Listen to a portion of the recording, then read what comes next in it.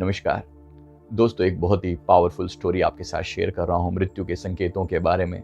एक बार एक व्यक्ति, उसे मौत से बहुत डर लगता था, जैसे संसार के अधिकतर लोगों को लगता है। उसने जगह जगह पूछा, मेरे बारे में कुछ बताओ कि मेरी मृत्यु कब होगी। लोग हमसे भी पूछते हैं, कई बार मैसेज कर करके पूछते हैं, मृत्यु कब होगी बताओ। ज्योतिषियों से निकलवाया, कोशिश करी पता लग जाए, लेकिन उन्होंने कहा कि इस बारे में कोई कुछ नहीं कह सकता। तो लेकिन उन्होंने कहा कि मौत से बचने के लिए एक साधना बता देते हैं। उन्होंने यमराज की कोई साधना उसे बता दी। वो यमराज की साधना करने लगा। उसने किया, पूरी दृढ़ता के साथ किया। अब डरता हुआ इंसान यमराज की साधना ही तो करेगा और क्या करेगा। उसने किया, यमराज की साधना करी। यमराज प्रसन्न हुए और उसको आकर, यमराज मतलब मृत्यु के देवता, आकर प्रसन्न हुए और कहा कि बताओ क्या चाहिए। तो उन्होंने कहा कि मैं मरना नहीं चाहता, मुझे अमर बना दीजिए।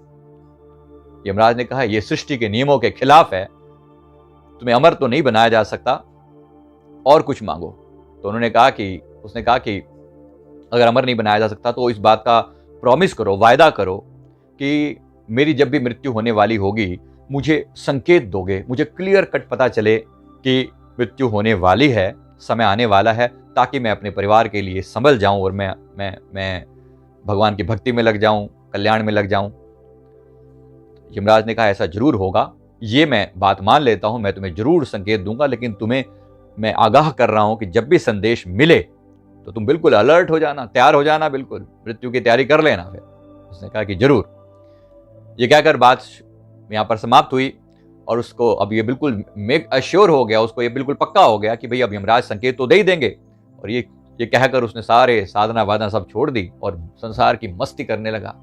आनंद में जो उससे हो सके खाए पिए, मौज करे, घूमे फिरे इधर उधर, और जो कर सकता है मस्ती कर रहा है। मतलब जिस तरीके से भी अपना जीवन की खुशियों को, सुविधाओं को बस मजे ले रहा है। भूल गया सारी बातें, दिमाग से हटा दिया सब कुछ। भाई संकेत तो मिल ही जाएगा, मौत से पहले संकेत तो मिल ही जाएगा, तो फिर क्या टेंशन लेनी।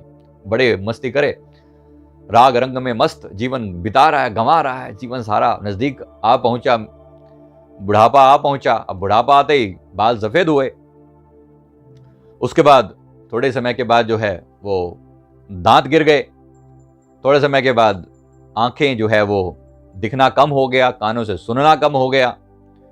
और इसको बिल्कुल भी अभी फिक्र नहीं है। इसको लगता है अरे यमराज की तरफ से जब संदेश आएगा तो बात करेंगे। और एक समय आया जब उसके शरीर को पीठ झुक गई, लकवा मार गया शरीर और बिल्कुल मरने के नजदीक पहुंच गया, मृत्यु की शैया पर जैसे पहुंच गया। अब यम के दूत सामने नजर आने लगे। शरीर का पूरा ठंडा पड़ने लगा। जब ये कांप गया, इसने कहा कि ये तो यमराज ने तो प्रॉमिस किया था, वायदा किया था कि वो संदेश भेजेगा, और बड़ा नाराज। मैं तो जाके यमराज से पूछूंगा, हिसाब किताब करूंगा। लेकिन यमदूतों ने कहां छोड़ना था, प्राण पखेरु निकाले और ले गए। यमराज के सामने, मौत के देवता के सामने प्रस्तुत किया। तो इसने जाते अपनी शिकायत चालू कर दी कि महाराज आपने तो प्रॉमिस किया था, आपने मुझे वायदा किया था कि आप मृत्यु के बारे में मुझे संकेत दोगे, लेकिन आपने मुझे कुछ नहीं बताया, आपने मुझे कोई चिट्ठी नहीं लिखी, आपने मुझे कुछ भी नहीं बताया। यमराज ने पूरे विस्तार से उसे समझाया, तूने क्या समझ रखा था। जिस दिन से ये जीवन शुरू होता है, पहली चीज अगर कुछ निश्चित है तो वो केवल मौत है। और कुछ निश्चित हो या ना हो, कोई व्यक्ति नहीं कह सकता मैं कितने दिन जीवित रहूंगा। कोई व्यक्ति नहीं कह सकता कौन कौन सी घटनाएं जीवन में घटित होंगी। किसी भी और चीज के बारे में कुछ कहा जा सके या ना कहा जा सके, लेकिन मृत्यु निश्चित है, ये बिल्कुल अविश्वंभावी है। दूसरी बात, जब तुम्हारे बाल सफेद हुए तो मेरी तरफ से ये पहली चिट्ठी थी, तुम्हें लिखी गई, तुम्हें बताया गया था कि संसार के जो राग रंग है उनसे जरा दूर हो जाओ, सफेदी की तरफ बढ़ो। कफन, सफेद रंग मतलब कफन की तैयारी, तो कफन की तैयारी है। क्या तुम्हें समझ में नहीं आया? इतने मूर्ख हो तुम, तुम्हें समझ नहीं आया? बाल सफेद हो गए, पहला संदेश। दूसरा संदेश मैंने तुम्हें दिया जब तुम्हारे दांत झड़ने लगे। मैंने तुम्हें क्लियर कट, बिल्कुल साफ सुथरे ढंग से मैंने तुम्हें बताया कि दांत जड़ गए हैं। दुनिया के स्वाद अब वैसे स्वाद नहीं रहेंगे। जो तुम अब तक खा रहे थे, पी रहे थे, अब वो चीजें, वो आनंद, वो मजा नहीं रहेगा जीभ से जो आने वाला था। इसलिए ध्यान रखो, मृत्यु आने वाली है, तैयारी कर लो। फिर तीसरा संदेश मैंने तुम्हें दिया जब तुम्हें आंखों से दिखना कम और कानों से सुनना कम हो गया, तो मैंने तुम्हें कहा कि अब संसार की ओर से आंखें बंद कर लो, कान बंद कर लो, संसार की ओर पीठ कर लो। संसार के नज़ारे बाहर की ना सुन के भीतर की सुनो। ये मेरी तरफ से बिल्कुल साफ सुथरा संदेश था, तुम्हें दिया गया था। पर क्या समझा तुमने? क्या समझा तुमने? तुमने कुछ भी नहीं समझा, तुम इतने मूर्ख हो। और फिर चौथा संदेश, जब तुम बिल्कुल मरने के नजदीक पहुंच गए, तुम्हारे शरीर को लकवा मार गया, तुम झुककर चलने लगे, क्या यह क्लियर कट संदेश नहीं था कि मृत्यु आने वाली है, बिल्कुल अवश्यंभावी है? और अब थोड़े समय में तुम्हें ऐसी प्रकार से तुम्हें सहारे की जरूरत पड़ेगी। तुम्हें परमात्मा का सहारा लेना चाहिए था, वो लाठी का सहारा नहीं होता। वो तुम्हें बताया जाता सारे सहारे छोड़कर एक परमात्मा के सहारे पर आ जाओ। तुम्हें समझ में नहीं आई, तुम इतने मूर्ख हो। ये कहकर यमराज ने उसे दंड देने के लिए भेज दिया, क्योंकि इतना समय उसने बर्बाद किया था, रंग में अपनी जिंदगी को वेस्ट कर दिया था। तो उसके साथ जो होना था वो हुआ। लेकिन यहाँ जो संदेश था हमारे सबके लिए, वो संदेश बहुत जरूरी है कि नारायण, दो बातों को भूल मत, जो चाहे कल्याण नारायण, एक मौत को दूजे श्री भगवान। अगर सच में कल्याण चाहता है तो दो बातों को मत भूल, एक मौत को मत भूल और दूजे जो है परमात्मा को मत भूल, अपनी आत्मा को मत भूल। अपने साधन अभी से शुरू कर, जब जवानी है, जब जिंदगी में जोश है, जब ताकत है, जब हिम्मत है, तो अभी से अपने कल्याण का रास्ता चुन ले। क्योंकि मृत्यु के समय तुम्हें कोई नहीं बताएगा। तुम्हें किसी ने वरदान नहीं दिया कि परमात्मा या यमराज आकर तुम्हें बताएंगे। उन्होंने कोई वरदान तुम्हें ऐसा नहीं मिला हुआ।